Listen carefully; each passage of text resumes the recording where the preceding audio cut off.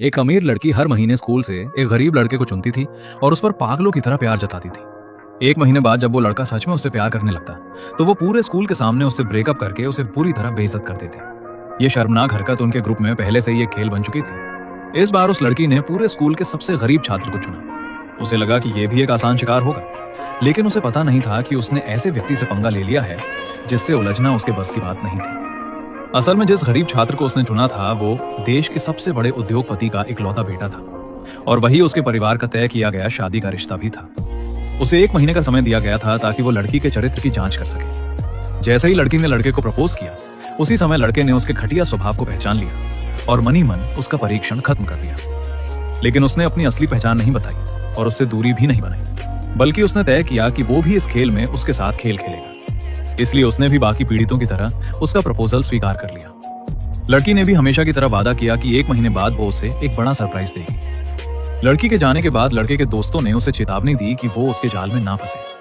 उन्होंने बताया कि स्कूल के सभी छात्र शर्त लगा रहे हैं कि 1 महीने बाद वो कितना रोएगा, लेकिन लड़के ने उन्हें भरोसा दिलाया कि 1 महीने बाद रोने वाले वे लोग होंगे। अगले दिन लड़की ने उसे एक महंगा सूट दिया और उसे शाम की पार्टी में आने का निमंत्रण दिया।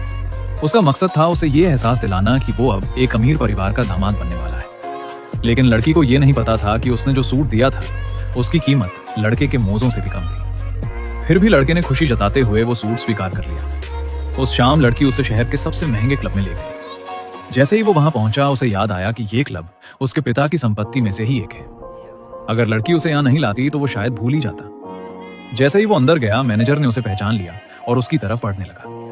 लड़के ने तुरंत इशारे से उसे दूर रहने को कहा, लेकिन लड़की को लगा कि वो इस जगह की भव्यता देखकर घबरा गया है।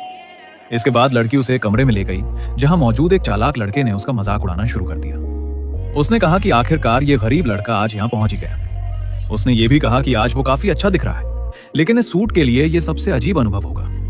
लड़के ने उसकी बातों पर शांत रहकर जवाब दिया। थोड़ी देर बाद जब वो गलियारे से गुजर रहा था तो उसने उसी चालाक लड़के और उसके साथियों की बातचीत सुन ली।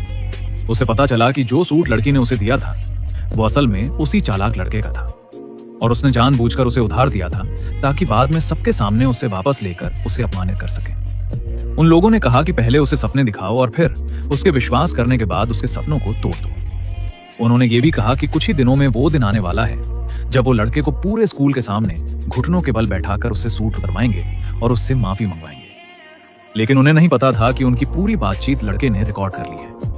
वो भी उस दिन का इंतजार करने लगा जब सच्चाई सामने आएगी। इसके बाद लड़की ने उसके साथ और ज्यादा नजदीकी बढ़ानी शुरू कर दी। उसके जन्मदिन पर उसने उसे एक महंगी घड़ी भी दी ताकि बाद में उसी चीज से उसे और ज्यादा अपमानित किया जा सके। आखिरकार वो दिन आ गया जब लड़की को सच्चाई बतानी थी।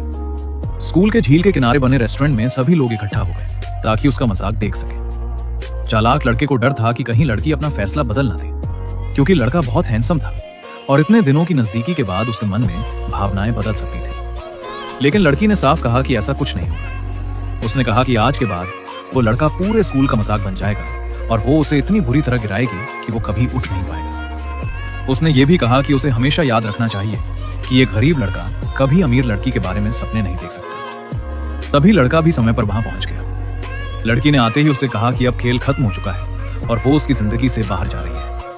उसने उससे कहा कि वो अपने ऊपर पहनी सारी चीजें उतार दे, खासकर वो घड़ी जो उसने उसे दी थी, क्योंकि वो उसके लायक नहीं है। ये सुनकर लड़के ने तुरंत घड़ी उतारी और कहा कि सच में ये घड़ी बहुत सस्ती है और उसके लायक नहीं है। इतना कहकर उसने वो घड़ी झील में फेंक दी। ये देखकर सभी लोग हैरान रह गए। गुस्से